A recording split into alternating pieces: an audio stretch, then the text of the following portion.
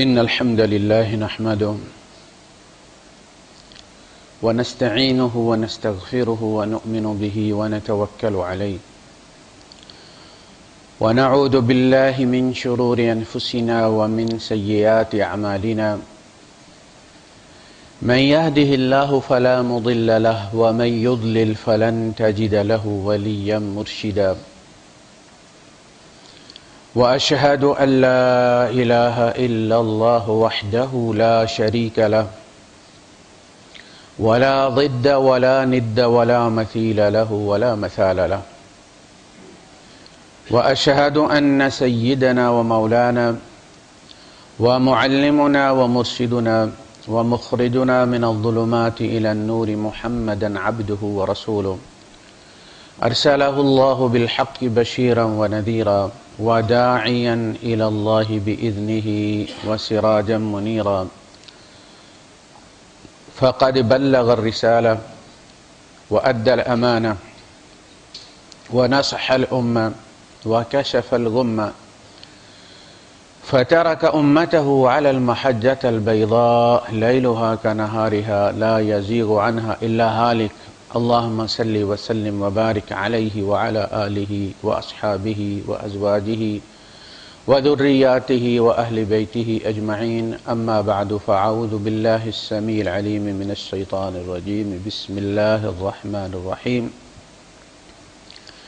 يا أيها الذين آمنوا اتقوا الله حق تقاته ولا تموتن إلا وأنتم مسلمون واعتصموا بحبل الله جميعا ولا تفرقوا واذكروا نعمة الله عليكم إذ كنتم أعداء فألف بين قلوبكم فأصبحتم بنعمته إخوانا وكنتم على شفا حفرة من النار فأنقذكم منها كذلك يبين الله لكم آياته لعلكم تهتدون ولتكن منكم أمة يدعون إلى الخير ويأمرون بالمعروف وينهون عن المنكر وأولئك هم المفلحون ولا تكونوا كالذين تفرقوا واختلفوا من بعد ما جاءهم البينات وأولئك لهم عذاب عظيم صدق الله العظيم رب اشرح لي صدري ويسر لي أمري واحلل عقدة من لساني يفقهوا قولي آمين يا رب العالمين۔ آیت کے انتخاب سے آپ نے موضوع تو سمجھ لیا ہوگا، امت کی وحدت، امت کی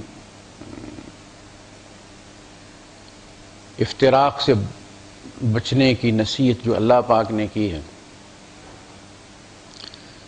اے وہ لوگوں جو ایمان لائے ہو، یہ کلمہ تخاطب ہے۔ جس طرح ایک باپ اپنے بیٹے کو جب مخاطب کرتا ہے اور اپنے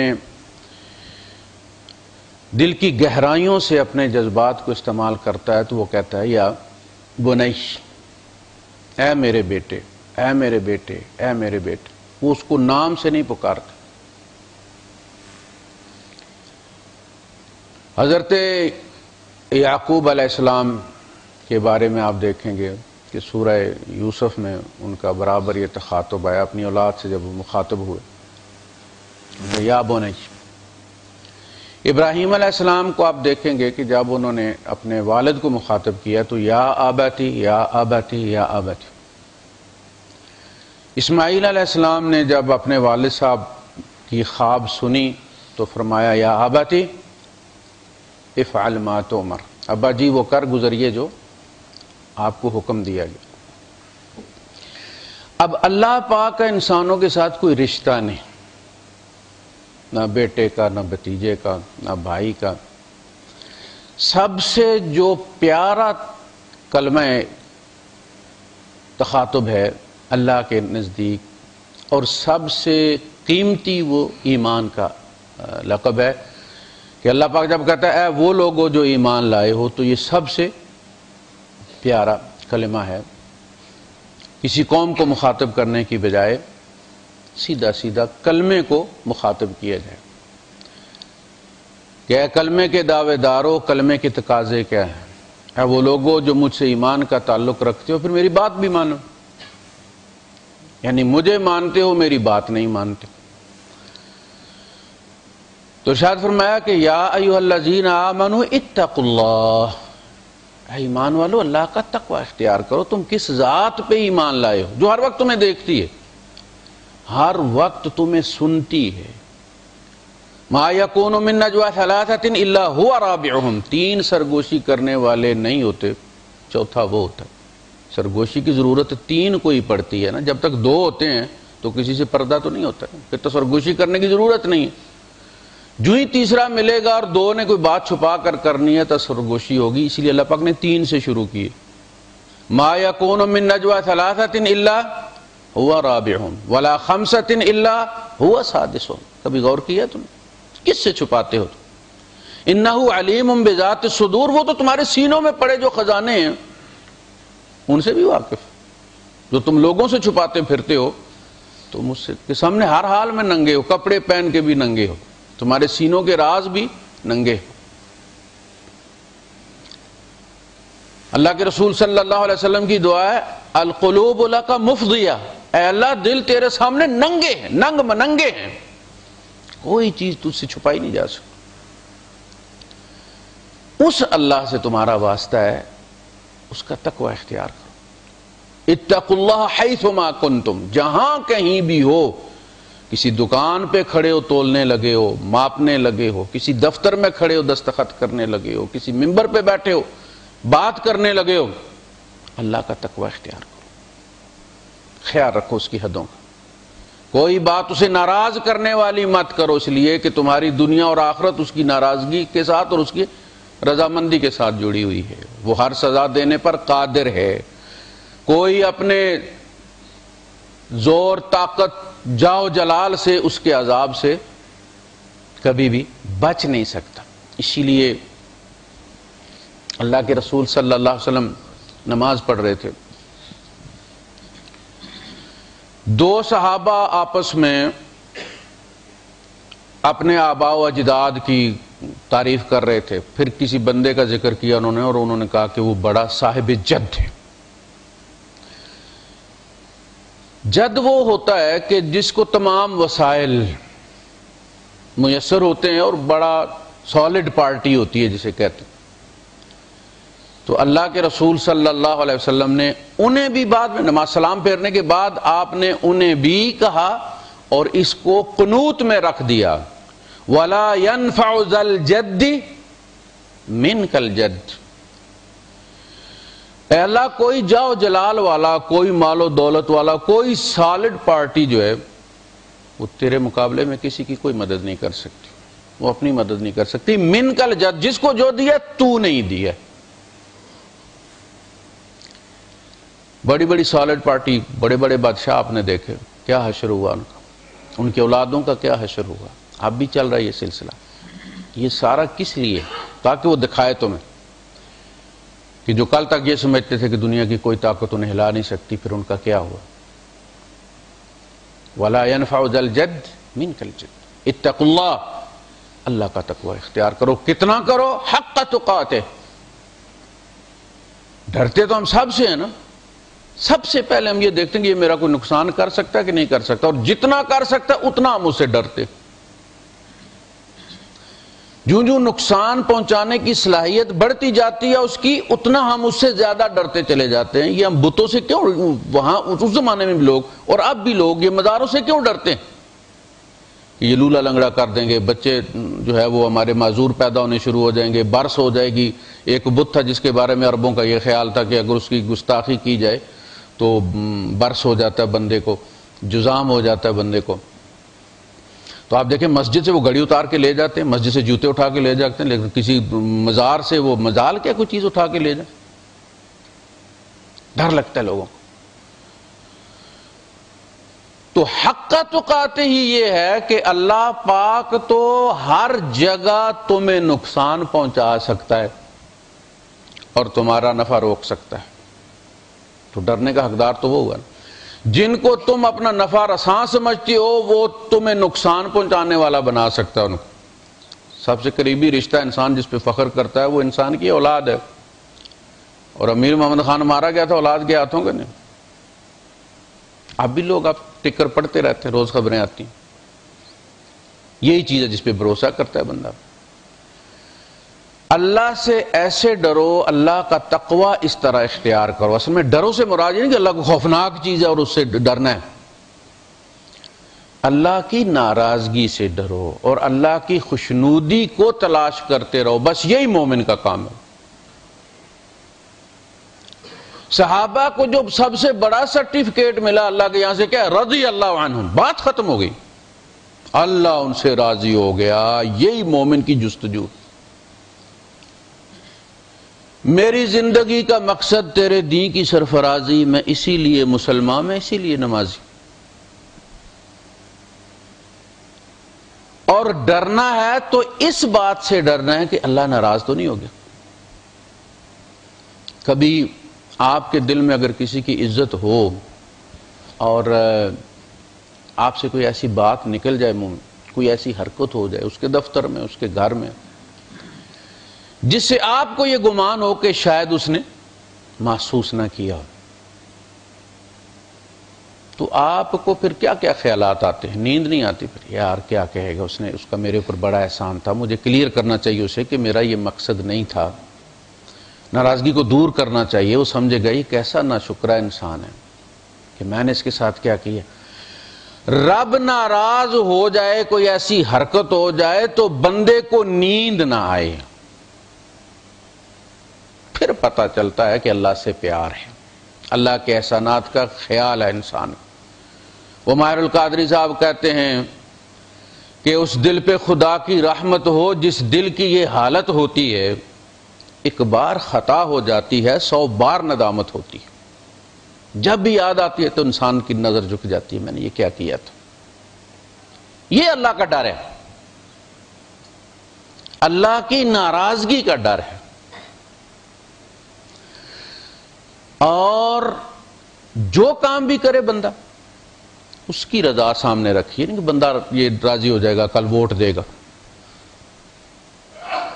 ہمارے یہاں سب سے بڑی منافقت یہ ہے کہ دینی جماعتیں بھی جو سیاست کرتی ہیں وہ فوٹو سیشن کرواتی ہیں، سامنے آٹا دیتی ہیں، سامنے مشینیں دیتی ہیں، اور ٹرکوں کے پیچھے کھڑے ہو کے فوٹو بنواتی ہیں کہ فلاں جگہ قافلہ جا رہا ہے، فلاں جگہ قافلہ جا رہا ہے۔ اس کی وجہ یہی کہ دکھانا ہے، سیاست میں تو دکھائیں گے تو ووٹ لیں گے نا، اور دین میں چھپائیں گے تو اجر لیں گے۔ کہ اگلے کو پتہ نہ چلے، اگلا لوگوں کے سامنے نہ آئے، اس کی عزت اور اس کی ایگو اور اس کی انا بھی باقی رہے، اس کی مدد بھی ہو جائے۔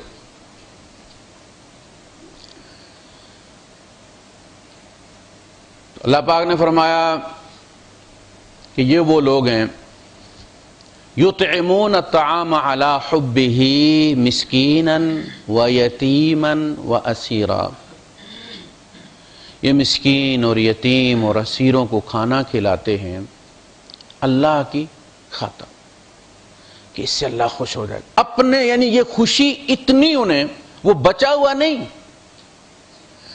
وہ خود فاقہ کر کے کھلاتے ہیں۔ کس کی خاطر؟ اللہ کی رضا کی خاطر، کہ اللہ کو یہ ادا کتنی اچھی لگے گی کہ خود میں بھوکا ہوں، مجھے خود روٹی کی ضرورت ہے، میں کھا لوں تو کوئی برائی نہیں ہے۔ بچے گا تو محاسبہ ہوگا نا، مجھے تو خود ضرورت ہے لیکن میں اپنی ضرورت پر پتھر باندھ رہا ہوں اور اللہ کی خاطر دے رہا ہوں۔ یہ رضا جوئی ہے جس پر قرآن نازل ہوتا رہا اور صحابہ کو مقام ملا ہے۔ یؤثرون علی انفسہم ولو کان بہم خصاصہ، خود فاقہ ہے اور اپنی ذات پر دوسروں کو فوقیت دیتے ہیں، ترجیح دیتے ہیں۔ یؤثرون کا مطلب ہوتا ہے کسی کو، اثریا امیروں کو کہتے ہیں، بالادستی جسے حاصل ہوتی ہے۔ اور یہ ہے اللہ کی رضا جوئی، بس باقی کوئی ڈر شر والی بات نہیں، اللہ کوئی خوفناک چیز نہیں ہے۔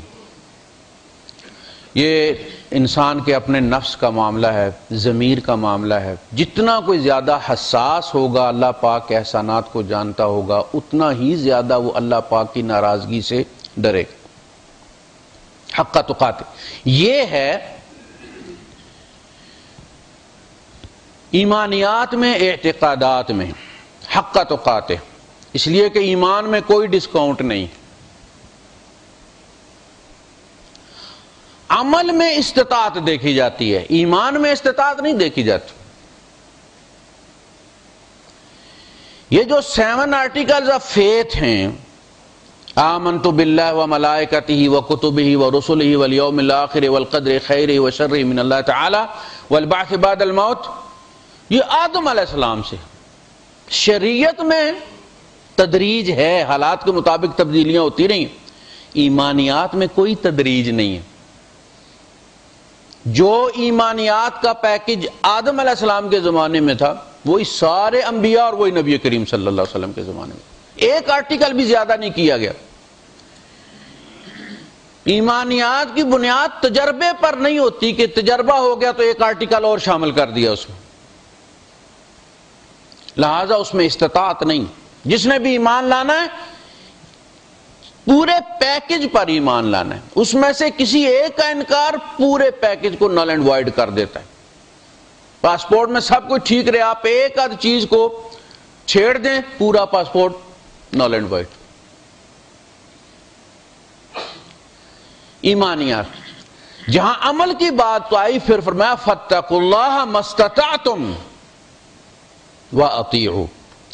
اس میں استطاعت دیکھی جاتی ہے. مجبوریاں ہوتی ہیں انسان کی بہت ساری، ان کو دیکھتے ہوئے کہ یہ خود تو چلنا چاہتا تھا، زمانے نے نہیں چلنے دیا، قانون نے نہیں چلنے دیا، یہاں استطاعت ہوتی ہے. البتہ ایمانیات پر سر کٹا دیا جاتا ہے، اس میں کوئی گنجائش نہیں. وَلَا تَمُوتُنَّ إِلَّا وَأَنْتُمْ مُسْلِمُونَ. موت تمہیں تابع داری کی حالت میں آنی چاہیے، کیونکہ وہ ایمان والے ہیں. یا ایھا الذین آمنوا، ایک ہے اللہ کو ماننا، ایک ہے اللہ کی ماننا. اسی لیے اسلام جو ہے وہ پھر آگے آ گیا نماز، روزہ، زکوٰۃ، حج. یہ تمہارے ایمان کو ثابت کرتے ہیں. جیسے بجلی دیکھی نہیں کسی نے، اس کے کام دیکھے ہیں. بچے سے بھی پوچھیں کہ بجلی ہے یا نہیں ہے، لائٹ ہے یا نہیں ہے، تو وہ فوراً دوڑ کے اپنا یا پڑوسیوں کا بلب دیکھتا ہے، پھر کہتا ہے کہ لائٹ کوئی نہیں ہے. وہ پنکھا چلا کے دیکھتا ہے، پھر اعلان کرتا ہے کہ لائٹ کوئی نہیں ہے. اسلام تمہارے ایمان کو ثابت کرتا ہے یا اس کی نفی کر دیتا ہے. قُلْ اعْمَلُوا فَسَيَرَى اللَّهُ عَمَلَكُمْ وَرَسُولُهُ. قسمیں نہ کھاؤ، عمل کرو، اللہ بھی دیکھے گا، رسول بھی دیکھے گا، مومن بھی دیکھے گا. اسی لیے اللہ کے رسول صلی اللہ علیہ وسلم نے ارشاد فرمایا کہ العہد بیننا وبینہم الصلاۃ، ہمارے اور ان کے درمیان نماز کا عہد ہے. من ترکھا فقد کفر، جس نے اس کو چھوڑ دیا اس نے کفر کر دیا.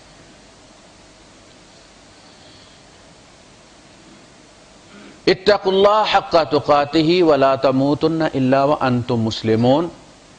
تمہیں حالت تابعداری میں موت آنی چاہیے، اللہ کی نافرمانی میں موت نہیں آنی چاہیے. اب چونکہ موت کا وقت پتہ نہیں ہے، لہذا تمہیں ہر لمحہ مسلم رہنا ہے، فرمانبردار رہنا ہے. یہاں مسلم صفت کے لحاظ سے آیا، نام نہیں ہے. یہ صفاتی صفت ہے، مسلم صفاتی نام ہے. اسی لیے جب ابراہیم علیہ السلام اور اسماعیل علیہ السلام کی قربانی کا ذکر ہوتا ہے تو فرمایا فَلَمَّا أَسْلَمَا، جب دونوں نے اسلام قبول کر لیا. لغوی معنی ہوگا دونوں نے اسلام قبول کر لیا. اسلم یسلم، اسلام لانا. فلما اسلما، تو فرمایا جب دونوں نے سر تسلیم خم کر دیا، سرنڈر کر دیا. اصل میں اسلام نام ہی سبمیشن کا ہے. میں اپنا سب کچھ اللہ کو سونپتا. بندہ جب نماز میں ہاتھ اٹھاتا ہے کیا مقصد ہے اس کا؟ آئی ایم نتھنگ، اللہ سب کچھ تیرا ہے. دونوں ہاتھ شو کرا دینا، یہ ہینڈز اپ ہے. اللہ میرا کچھ نہیں ہے، جو بھی میرے پاس ہے تیری امانت ہے، اس میں کوئی غلطی ہو گئی ہے مجھ سے تو معاف کر دینا. ہر نماز میں آ کے اقرار کرتا ہے کہ میرا کچھ نہیں، باہر نکل کے پھر جھوٹے کیس کرتا ہے، پھر لڑائیاں کرتا ہے، ایک چپا زمین کے لیے قتل کر دیتا ہے. یہ نماز ہے؟ یہ جھوٹ ہے، یہ فراڈ ہے، دھوکہ دہی ہے، خدا فریبی ہے. یخادعون اللہ وَاعْتَصِمُوا بِحَبْلِ اللَّهِ جَمِيعًا. اللہ کی رسی کو مضبوطی سے تھام لو. ہم ترجمہ کرتے ہیں نا، پکڑنا جو ہے یہ امساک بھی ہے. روزہ پکڑتے نا، امساک لکھا ہوتا ہے یہاں کہ روزہ بند ہو گیا ہے.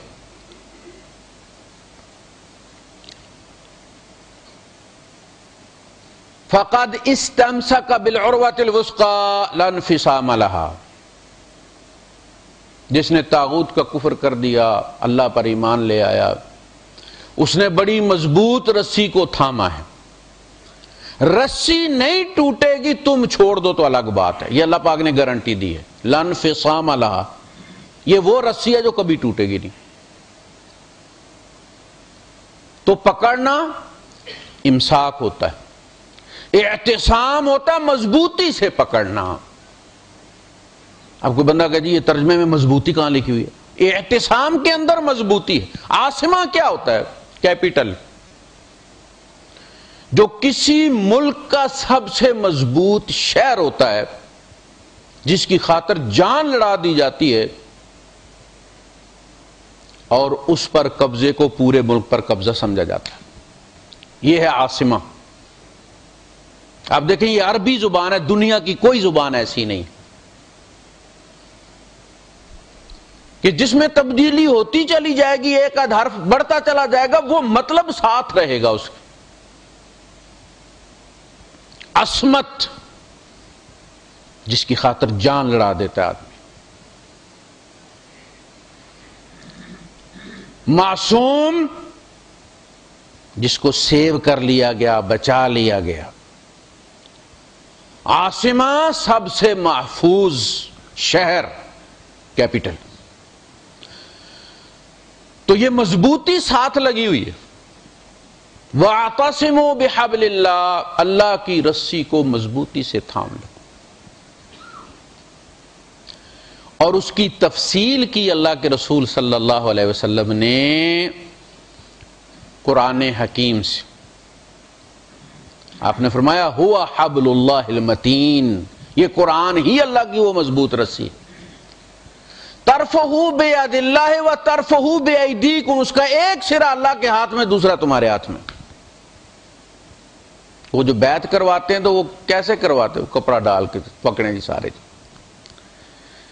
یہ تم نے اللہ کے ساتھ بیعت کی ہوئی ہے، اس قرآن پر تمہاری بیعت لی گئی ہے. ان اللہ اشتری من المؤمنین انفسهم واموالهم بان لهم الجنہ. یہ کلمہ سودا ہے، نکاح بھی سودا ہی ہے. ایک جملہ کہتے ہیں قبول ہے اور سارے سلسلے شروع ہو جاتے ہیں. یہ کلمہ لا سے شروع ہوتا ہے، تمہارا کچھ نہیں ہے، سب کچھ تمہارے علاقہ. اور یہی نفی سب سے مشکل کام ہے. آپ ویکیوم پیدا کر دیں، جگہ خالی کر دیں، ہوا خود آتی ہے چل کے ادھر، پانی خود آتا ہے اس طرف. اصل مسئلہ یہ ہے کہ وہ باٹل میں سے جب تک ہوا نہیں نکلے گی پانی اندر نہیں جائے گا. ہوا نکالتے جائیے، پھر آپ کو پانی کو دعوت دینے کی ضرورت نہیں، پانی خود آئے گا. اللہ کی رسی کو باہم مل کر مضبوطی سے تھامو اور تفرقے میں مت پڑو. عام طور پہ سمجھا یہ جاتا ہے کہ یہ جو ہمارے یہاں حنفی اور شافعی اور مالکی اور حنبلی جو ہمارے مکاتب فکر ہیں، یہ فرقہ بندی ہے اور میں صرف مسلمان ہوں، ایسی بات نہیں ہے۔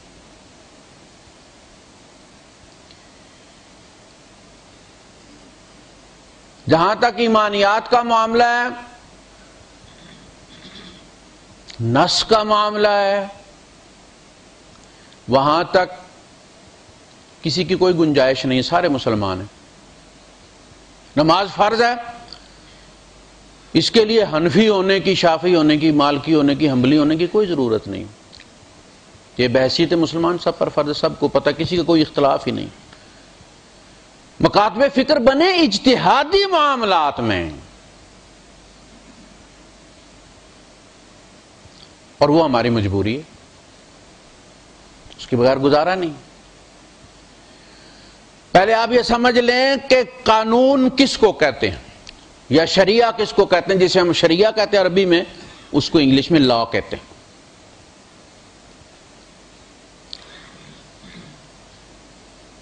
وہ جو آیت ہے، وہ جو حدیث ہے، وہ اپنی ذات میں قانون نہیں ہے، وہ قانون کا مخرج ہے، اس سے قانون بنایا جائے گا، وہ خود قانون نہیں ہے، اس سے جو سمجھ اخذ کی جاتی ہے وہ قانون ہے، وہ سورس آف لا ہے، وہ آیا، اس کا مفہوم جو بھی سمجھا جائے گا وہ قانون ہوگا۔ اسی لیے ہمارے یہاں جب بھی کوئی مسئلہ ہوتا ہے تو پھر سپریم کورٹ کے پاس جاتے ہیں کہ آئین کی یہ جو شک ہے یہ کیا کہتی ہے۔ اپوزیشن کچھ اور کہتی ہے، حکومت کچھ اور کہتی ہے، پھر سپریم کورٹ کہتا ہے اس کا مطلب یہ، ورنہ وہ انگریزی میں لکھا ہوتا ہے، کسی کی سمجھ میں نہیں آتا، جھگڑا کس چیز کا ہوتا ہے۔ اسی طرح ایک آیت ہے، سب مانتے ہیں یہ آیت ہے، سب مانتے ہیں یہ حدیث ہے، صحیح حدیث ہے، لیکن اس کا مطلب جو ہے وہ یہ ہے، دوسرا کہتا نہیں اس کا مطلب یہ ہے۔ دو مکاتب فکر سامنے آ گئے، اور یہ نبی کریم صلی اللہ علیہ وسلم کے زمانے میں بھی ہو گیا تھا۔ جب آپ نے ایک جماعت سے یہ کہا کہ تم نے ظہر یا عصر، چونکہ دونوں حدیثوں میں، ایک میں ظہر کا ذکر آیا اور ایک میں عصر کا ذکر آیا، اور دونوں بخاری میں، لا یصلین الظہر اور لا یصلین العصر، تم نے عصر یا ظہر جا کے فلاں قبیلے میں پڑھنی ہے۔ دونوں وہ جو جن میں آگے جا کے اختلاف ہوا اور دو جماعتیں بنی، انہوں نے یہ کسی راوی سے نہیں سنا، نبی کریم صلی اللہ علیہ وسلم سے براہ راست سنا ہے۔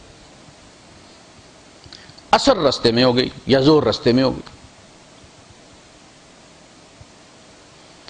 اب ایک جماعت کہنے لگی کہ یار نماز کا وقت ہو گیا، نماز تو پڑھ لیں۔ اس نے کہا حضور نے نہیں کہا تھا کہ تم نے نہیں پڑھنی ظہر کی نماز جب تک فلاں قبیلے میں نہ پہنچ جاؤ؟ اب اس زمانے میں گھڑیاں نہیں ہوتی تھی، گھنٹے نہیں ہونے تھے، منٹ نہیں ہوتے تھے کہ حضور یہ بتاتے کہ تم نے 2 بجے تک پہنچنا اور نماز کا ذکر نہ کرتے۔ ایک جماعت کے نزدیک نماز کا کوئی اس کے ساتھ تعلق نہیں ہے، نماز کا نام حضور نے ٹائم فریم دینے کے لیے لیا تھا، حضور نے وقت بتایا تھا، نماز نہیں بتائی تھی۔ دوسرے کے نزدیک حضور نے نماز کا کہا تھا کہ تمہاری نماز وہاں جا کے تم نے پڑھنی ہے اور ہم نے وہیں جا کے پڑھنی ہے، چاہے قضا ہو جائے۔ دو نقطہ نظر سامنے آ گئے۔ ایک نے کہا کہ نماز کا تو الگ موضوع ہے بھائی، اللہ پاک نے کہا، فرمایا ہے کہ ان الصلاۃ کانت علی المؤمنین کتابا موقوتا، نماز وقت پر فرض کی گئی ہے، اس کا وقت فرض ہے، لہذا ہم تو نماز پڑھیں گے، انہوں نے پڑھ لی۔ دوسری جماعت نے نہیں پڑھی، انہوں نے وہاں قبیلے میں جا کے پڑھی، قضا کر کے پڑھی۔ اب جب وہاں سے پلٹ کر آئے تو پھر انہوں نے نبی کریم صلی اللہ علیہ وسلم کے سامنے یہ معاملہ رکھا۔ دیکھیں قرآن حکیم عربی میں ہے اور جن میں نازل ہوا ہے وہ عرب ہیں، اس کی ساری مثالیں عربوں کی اپنی قبائلی زندگی سے لی گئی ہیں۔ تو سمجھانے والی کیا بات تھی؟ اللہ پاک فرماتا ہے کہ ہم نے یہ کتاب اس لیے بھیجی ہے آپ کی طرف لِتُبَيِّنَ لِلنَّاسِ مَا نُزِّلَ إِلَيْهِمْ، تاکہ آپ کھول کے لوگوں کو بتائیں کہ ان کی طرف کیا نازل کیا گیا ہے۔ عربوں کو کھول کے کیا بتانا ہے؟ حضور عربوں میں تھے نا، ملبار میں تو نہیں آئے، پنجاب میں تو نہیں آئے۔ لِتُبَيِّنَ، تبیان کن کے لیے حضور کر رہے ہیں؟ عربوں کے لیے۔ تو پتہ چلا کہ نیری عربی آنے سے قرآن کا مطلب نہیں سمجھ لگتا، اس کے لیے نبی کا تبیان ضروری ہے، اس کے بغیر چارہ نہیں ہے۔ اللہ نے کتاب ہی صرف نہیں بھیجی، معلم بھی بھیجا۔ وَيُعَلِّمُهُمُ الْكِتَابَ وَالْحِكْمَةَ، وہ حکمت، وہ ڈرائیورز ہیں جن پہ یہ کھلتی ہے کتاب۔ میرا سافٹ ویئر چڑھا دینے سے وہ چلتا نہیں ہے، کھلتا نہیں ہے، فولڈر رہتا ہے۔ بہت سارے معنی ہوتے ہیں ایک چیز کے، اور ان سب کو اخذ کیا جا سکتا ہے، لیا جا سکتا ہے، لیکن جب نبی عمل کر دیتا تو پھر اس کے عمل کے خلاف نہیں کوئی بھی مطلب لیا جا سکتا۔ طبیان ہو جاتا ہے کہ اس کا مطلب نبی کریم صلی اللہ علیہ وسلم نے یہ لیا تھا، بات ختم ہو گئی، اب باقی سارے منسوخ ہو گئے۔ یہ ہے سنت۔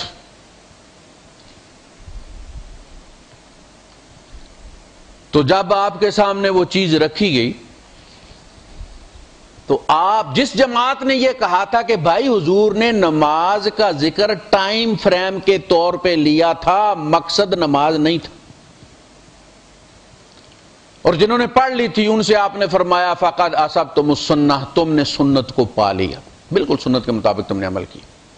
وہی بات ہے، میں نے صرف ٹائم فریم کے لیے نماز کا ذکر کیا تھا، کوئی نماز کا ٹائم آگے پیچھے کرنے کے لیے نہیں کیا تھا میں۔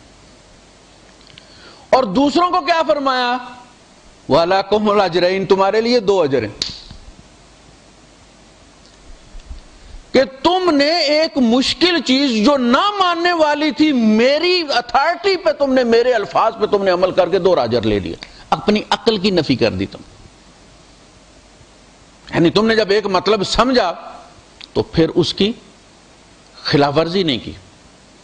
تم نے یہ سمجھا کہ نبی نے یہ کہا ہے کہ نماز وہاں کے علاوہ اور کہیں نہیں ہوگی، اور تم نے اس بات کو پکڑے رکھا، تمہارے لیے 2 اجر ہے۔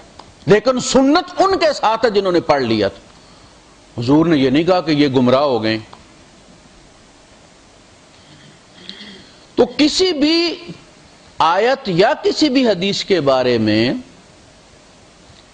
جب 2 نقطہ ہائے نظر سامنے آ جاتے ہیں، پھر صحابہ کا عمل مل جاتا ہے جنہوں نے نبی کو عمل کرتے دیکھا ہے، تو پھر وہ اسکول آف تھاٹ بنتا ہے۔ یہ ایک فطری چیز ہے، کوئی خلاف اسلام چیز نہیں ہے، یہ فرقے نہیں ہیں، اسکول آف تھاٹ۔ کوئی کہتا ہے کہ جی آپ کہاں سے ہیں؟ میں کہتا ہوں پاکستانی۔ وہ کہتا ہے جی مجھے پتہ ہے پاکستانی، آپ کے منہ پر لکھا ہوا ہے پاکستانی ہے، میں بھی پاکستانی ہوں۔ میں پوچھ رہا ہوں کہاں کے ہیں آپ؟ وہ راول پنڈی۔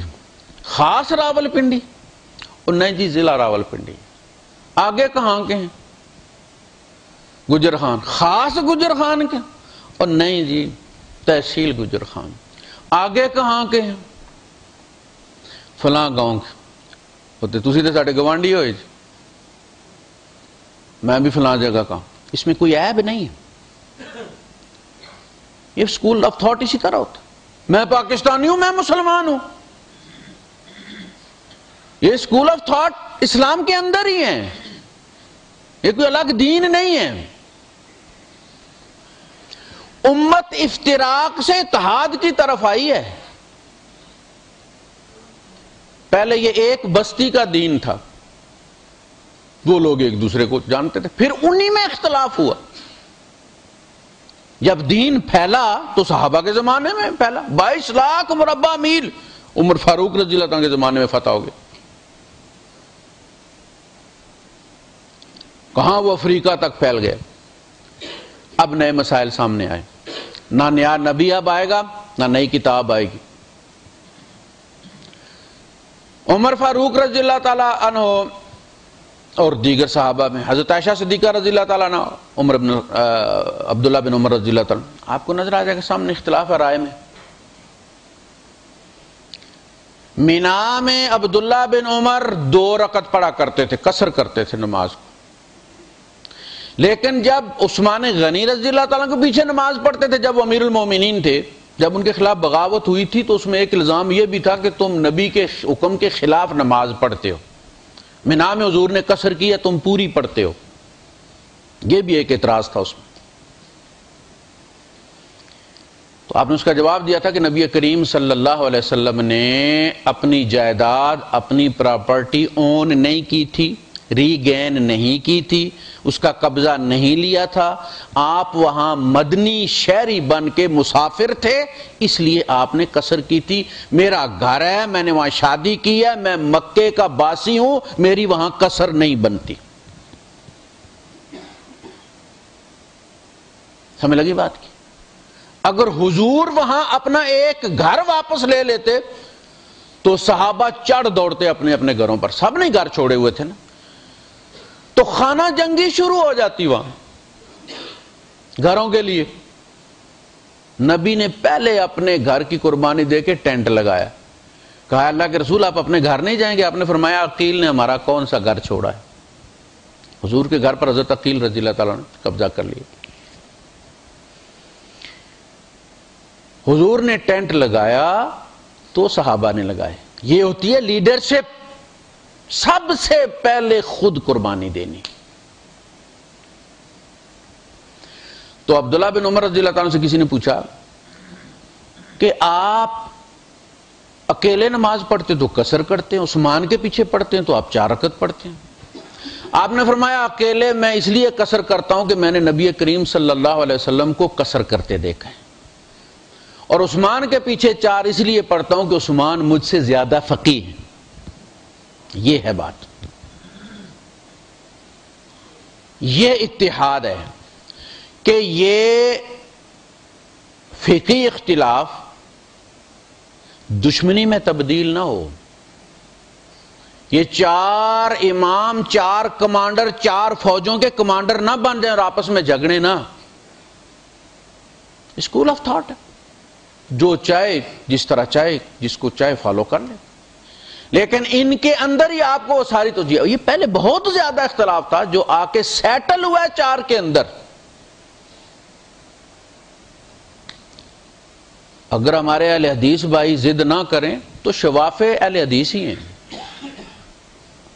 وہی قنوت ہے، وہی امین بالجہر ہے، وہی رفع یدین ہے. سارا مسئلہ اور کوئی مسئلہ نہیں. شواف اہل حدیث یعنی دین اصل میں آ کے ان 4 اسکول آف تھاٹس کے اندر،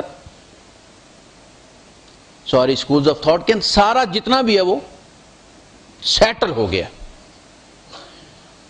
اب کوئی نئی اپچ نکالنے کی گنجائش کوئی نہیں.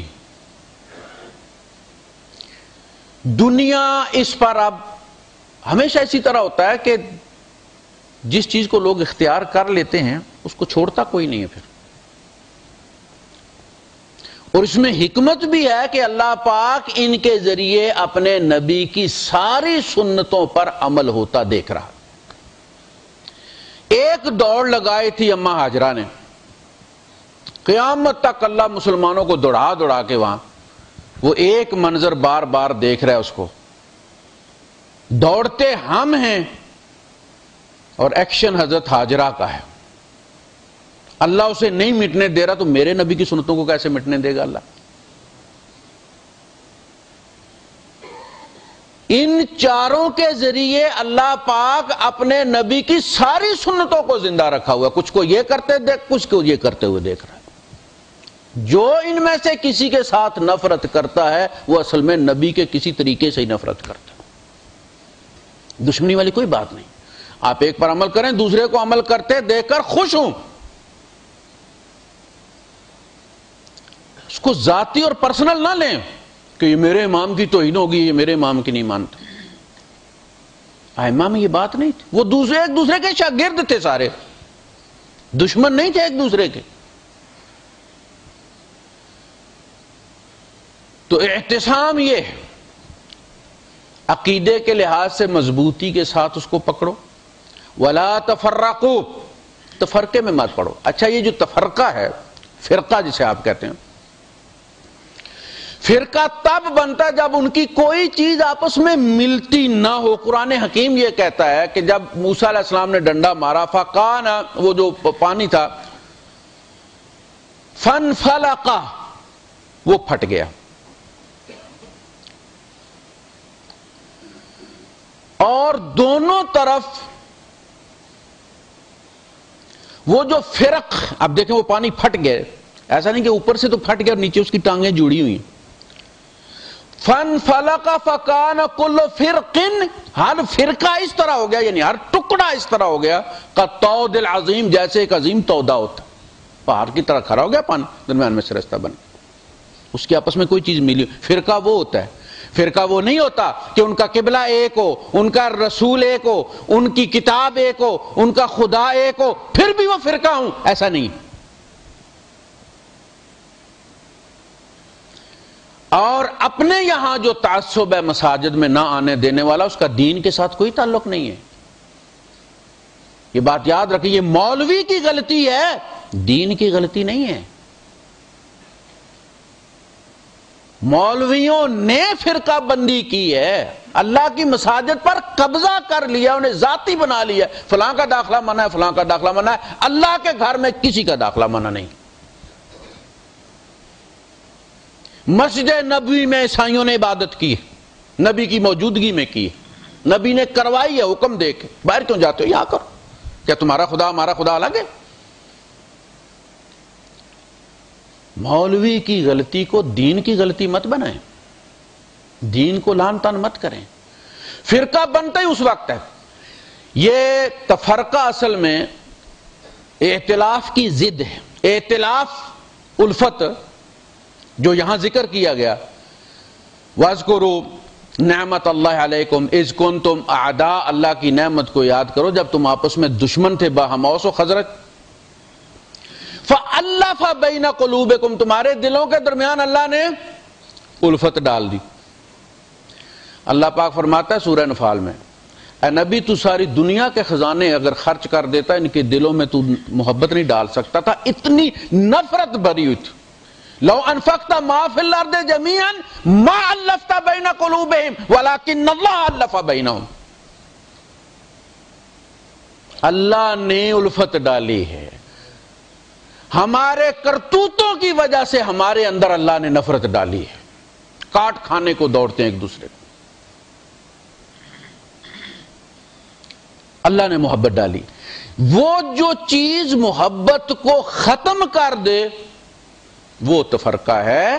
باقی اختلاف رائے کے باوجود آپس میں محبت رہے. جیسے یہاں ایک مسجد میں رفع یدین کرنے والے بھی ہیں، ناف پہ ہاتھ باندھنے والے بھی ہیں، سینے پر ہاتھ باندھنے والے بھی ہیں، اور ہاتھ لٹکا کے کھڑے ہونے والے بھی ہیں. کسی کو کوئی کسی سے تعلق نہیں کہ کس نے کہاں ہاتھ رکھے ہوئے ہیں. ہمارے ہاں تو ٹوپی کا بھی خیال رکھتے ہیں نماز میں کہ کسی نے ٹوپی رکھی ہوئی ہے سر پہ کہ کوئی نہیں.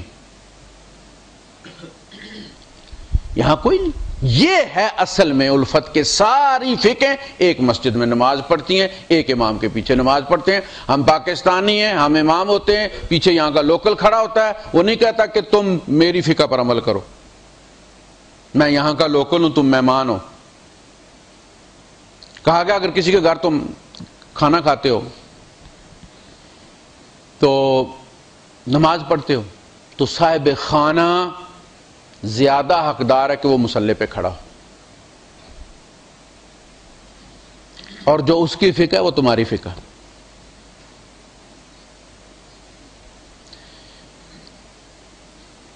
تو آپس میں یہ کہہ دینا کہ جی میں مسلمان ہوں، یہ ایک بہت بڑا فتویٰ ہے کہ میں مسلمان ہوں.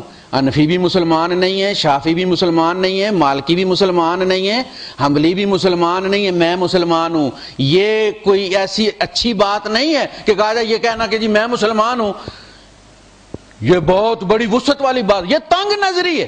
کہ میں مسلمان ہوں باقی مسلمان نہیں ہیں. آپ کو پتا عورتیں جب گالی دیتی ہیں کسی کو تو کیسی ٹیکنیکل گالی دیتی ہیں. اسیر آمدے نہیں جمے ہیں. اس کا کیا مطلب ہے؟ تمہارے آرام کے. یہ وہی بات اس پہ شرن فقہ میں اس جملے پہ کہ ہمارے آرام کے نہیں ہیں باقاعدہ یہ شرط شامل ہے کہ اس نے الزام لگایا ہے بدکاری کا دوسرے پر. 80 کوڑے ہیں اس کی سزا.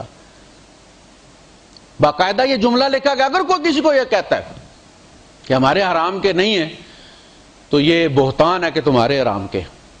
یہ کہنا کہ میں مسلمان ہوں اس کا مطلب یہ ہے کہ پھر باقی مسلمان نہیں ہیں. یہ بہت بڑی بات ہے. سارے ہم مسلمان ہیں لیکن اسکول آف تھاٹ ہے. ایک ہی حدیث کے بارے میں 2-4 رائے ہیں. آپ کی یہاں عدالتوں میں نہیں ہوتی. میجسٹریٹ دفعہ 30 کا جو ہے کوئی اور بات کہتا ہے. سیشن میں آپ چلے جاتے ہیں, سیشن کچھ اور کہتا ہے. آپ ہائی کورٹ میں اپیل کرتے ہیں, ہائی کورٹ کچھ اور کہتا ہے. آپ انٹرا کورٹ اپیل کرتے ہیں, 2 جج بیٹھ جاتے ہیں, وہ کچھ اور کہتے ہیں. آپ سپریم کورٹ میں چلے جاتے ہیں, سپریم کورٹ میں 3 جج بیٹھتے ہیں, وہ کچھ اور کہتے ہیں. آپ ریویو پٹیشن دیتے ہیں, 5 جج بیٹھتے ہیں, وہ کچھ اور کہتے ہیں. تو آپ جلوس نکالتے ہیں عدالتوں کے خلاف کہ سیشن کورٹ بند کرو, یہ تفرقہ بازی ہے. یہ کیا بات؟ وہی ایویڈنس ہوتا ہے. ٹرائل کورٹ والا ایویڈنس. ہائی کورٹ گواہیاں لینے کا مجاز نہیں ہے, وہ ٹرائل کورٹ نہیں ہے. سپریم کورٹ کوئی ٹرائل کورٹ نہیں ہے, وہ اپیل کورٹ ہیں. ایویڈنس وہی ہوتا ہے, گواہیاں وہی ہوتی ہیں جو لکھی گئی ہیں. انہی پہ ہر عدالت نیا فتویٰ دیتی ہے.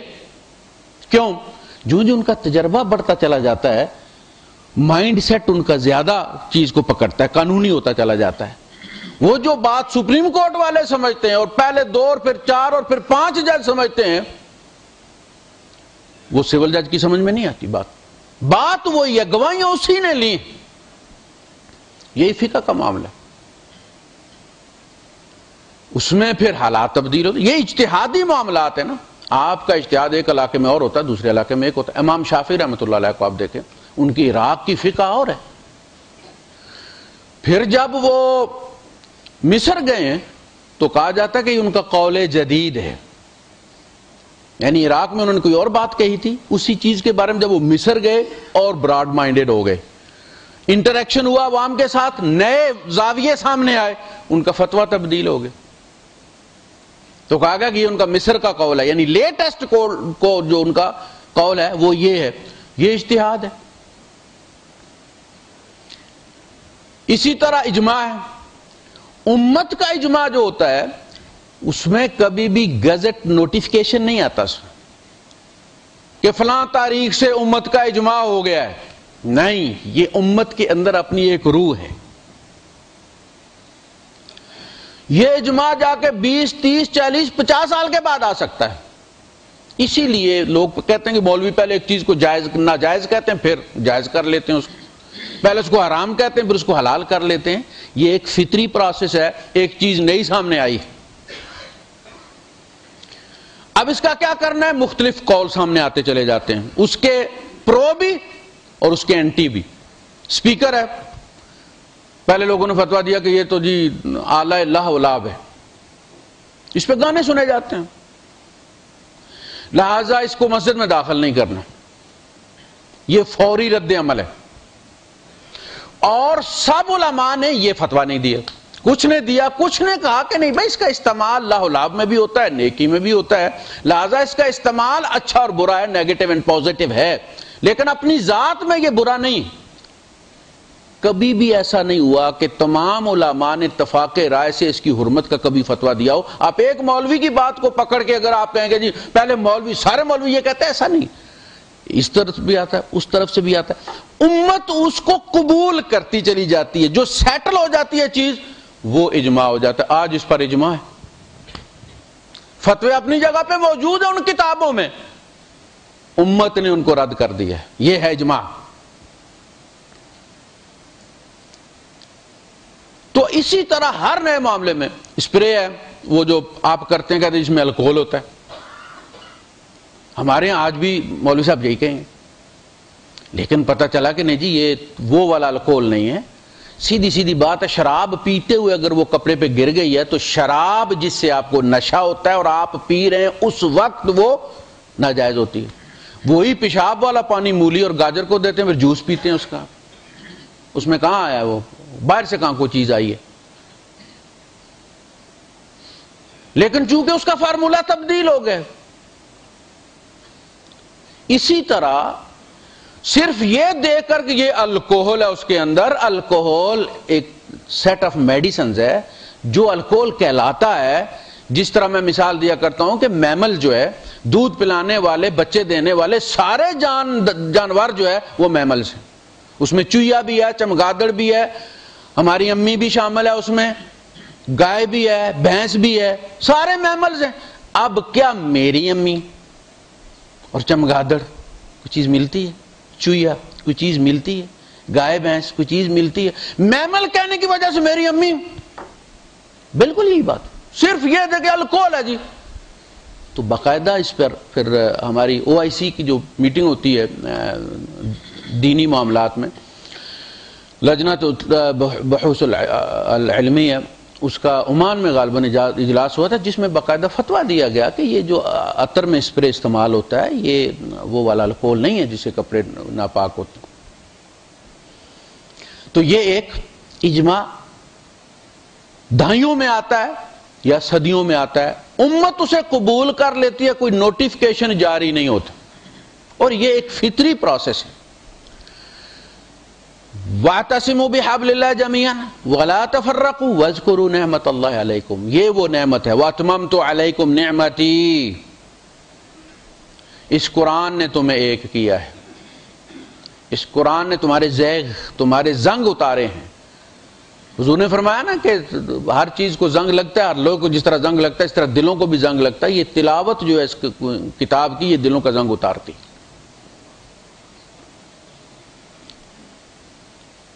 اذ کنتم اعداء فالف بین قلوبکم، تم دشمن تھے، تمہارے دلوں میں الفت ڈالی۔ فاصبحتم بنعمتہ اخوانا، تم اس کی نعمت کے سبب بھائی بھائی بن گئے۔ آج بھی ہم بھائی بھائی بن سکتے ہیں، لیکن اگر ہمارے ذہن کی وسعت اس کتاب کی وسعت کے ساتھ چلے، ہم کنویں کے مینڈک نہ بن جائیں اور اپنے ہی سکول آف تھاٹ کو اصلی اسلام قرار نہ دیں اور دوسرے کو مسجد سے نہ نکالیں، اللہ کے گھر کو اللہ کا گھر رہنے دیں۔ وَكُنْتُمْ عَلَى شَفَا حُفْرَةٍ مِّنَ النَّارِ، تم آگ کے گڑھے کے کنارے پہنچ چکے تھے۔ فَأَنْقَذَكُم مِّنْهَا، اس نے تمہیں اس میں سے بچایا۔ اللہ تعالیٰ یہ آیات اس لیے بھیجتا تاکہ تمہیں ہدایت ملے، اور تمہارے اندر ایک جماعت رہنی چاہیے جو خیر کی طرف بلائے، اچھائی کا حکم دے، برائی سے روکے۔ خیر کیا ہے؟ کوئی بندہ بیمار ہے، کوئی بیوہ عورت ہے، کوئی بچی یتیم ہے، کسی کو دوائیوں کی ضرورت ہے، کسی کو کتابوں کی ضرورت ہے، کسی کو خون کی ضرورت ہے، تو لوگوں کو اس کی طرف دعوت دو کہ بھائی اس کی مدد کر دو۔ دعوت دینے والا اور مدد کرنے والا دونوں کا اجر اللہ پاک برابر رکھتا ہے۔ ہم نے خیر نفل تو سمجھا کہ یہ خیر ہے، مگر ہم نے ان کاموں کو نہیں سمجھا۔ اللہ کے رسول صلی اللہ علیہ وسلم فرماتے ہیں کہ ایک مومن بھائی کے لیے بندے کا ایک قدم چلنا، کسی مومن بھائی کی مدد کے لیے ایک قدم چلنا بندے کو 10 سال کے اعتکاف کا اجر ملتا ہے، اور ایک رات کا اعتکاف بندے کو جہنم سے 500 سال کے فاصلے پر لے جاتے۔ عبداللہ ابن عباس رضی اللہ تعالیٰ عنہ نے باقاعدہ چھوڑ دیا اپنا اعتکاف ایک بندے کو، کوئی پردیسی تھا، کسی کے گھر جانا تھا، تو اس طرح تو نہیں ہوتا تھا کہ فلاں نمبر گلی اور فلاں نمبر ولا باہر لکھا ہوگا 4 نمبر ولا ہے، اور اس طرح چونکہ ہوتا نہیں دیہات میں، تو حضور نے مذمت کیا اس شخص کی کہ اس سے کوئی رستہ پوچھے اور وہ کہے دائیں سے بائیں اور بائیں سے دائیں، کیوں نہ جا کے ہاتھ پکڑ کے اس کو جا کے اس کے دروازے کے سامنے کھڑا کر دے۔ تو آپ نے اعتکاف چھوڑ دیا اور اس بندے کو لے کر گئے اور اس گھر پہنچا کر آئے۔ تو کسی نے پوچھا کہ آپ اعتکاف، میں نے کہا اعتکاف کا میں قضا کر لوں گا، میں نے تو حضور سے یہ حدیث سنی ہے تو میں نے حساب لگایا کہ یہ سودا فائدے کا ہے، تو میں نے اس کو گھر دکھا دی۔ آپ جب اللہ کے رسول صلی اللہ علیہ وسلم فرماتے ہیں کہ ان اللہ فی عون العبد ما دام العبد فی عون اخیہ، جب تک بندہ اپنے بھائی کی مدد اس کی عون کے لیے صحیح کرتا رہتا ہے، اللہ پاک اس کی مدد میں لگا رہتا ہے۔ یعنی اگر اپنے کام بنانے ہیں تو ہم بڑے محدود وسائل کے مالک ہیں، ہمارے کام اب ہمارے کیے سے پورے نہیں ہو سکتے، رب کے کیے سے پورے ہو سکتے۔ تم دوسروں کی فکر کرو گے، رب تمہاری فکر کرے گا۔ دوسرے کا بھلا تم کر سکو یا نہ کر سکو یا محدود کر سکو، تمہارا بھلا اللہ پاک لامحدود کر دے گا۔ تم دوسرے کی دوا کی فکر کرو گے، اللہ تمہاری اولاد سے بڑی بڑی بیماریاں ہٹا دے گا۔ یہ ہے اصل سبق دین کا اور محبت کا ذریعہ۔ آپ جب خیر کے کام کریں گے، لوگ آپ سے پیار کریں گے، آپ کا مذہب نہیں پوچھیں گے۔ کوئی آپ کے لیے گاڑی روکتا ہے اور پھر نیچے اتر کے آپ کا وہ ٹائر بدلی کرواتا ہے تو آپ اسے یہ نہیں پوچھتے کہ آپ کس فقہ سے تعلق رکھتے ہیں، ایون کہ آپ اس کا مذہب بھی نہیں پوچھتے، اور آپ جس کو بھی ذکر کرتے ہیں یہ کہتے ہیں بڑا شریف آدمی تھا یار، ایک اللہ کا بندہ آ گیا، ایک اللہ کا ولی آ گیا، اس نے میری یہ مدد کی۔ اس طرح سے محبت پیدا ہوتی ہے ایک دوسرے کی مدد کرنے سے۔ وآخر دعوانا الحمدللہ رب العالمین۔